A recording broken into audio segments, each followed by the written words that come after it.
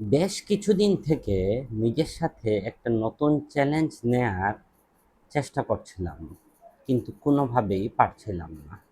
অবশেষে ১০০ টানা ১২০ দিন ভিডিও করার পরে আমার কাছে এখন মনে হচ্ছে যে, যেকোনো চ্যালেঞ্জ নেয়াটা আসলে একদম সহজ একটা ব্যাপার। তারই প্রেক্ষিতে আজকে সকাল থেকে শুরু করলাম। টানা ৪০ দিন আমি প্রথমে টার্গেট করেছি, প্রতিদিন আমি ১ কিলোমিটার হাঁটাহাঁটি করব। যদিও আমার জন্য এটা ১ কিলোমিটারটা হাঁটা এটা অনেক বিশাল কিছু, কারণ আমি দীর্ঘদিন থেকে একদমই হাঁটাহাঁটি করি না। কোথাও বের হইলেই গাড়ি, রিক্সা এইসব নিয়েই চলাচল করি। তো আমার জন্য আসলে ১ কিলোমিটার হাঁটাটা অনেক বড় একটা চ্যালেঞ্জ।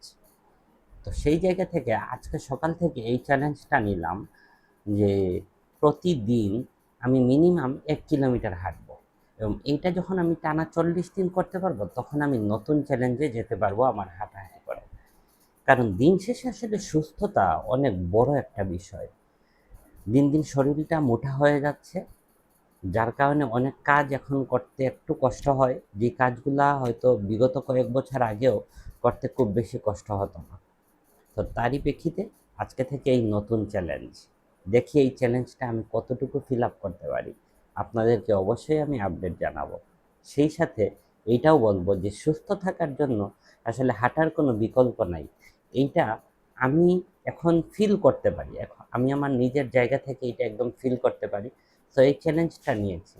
তো আপনি আপনার জায়গা থেকে সুস্থতার জন্য যেই কাজটা করা উচিত, এটাকে টার্গেট নিন এবং এটাকে শুরু করে দিন একটা চ্যালেঞ্জ হিসাবে। ধন্যবাদ।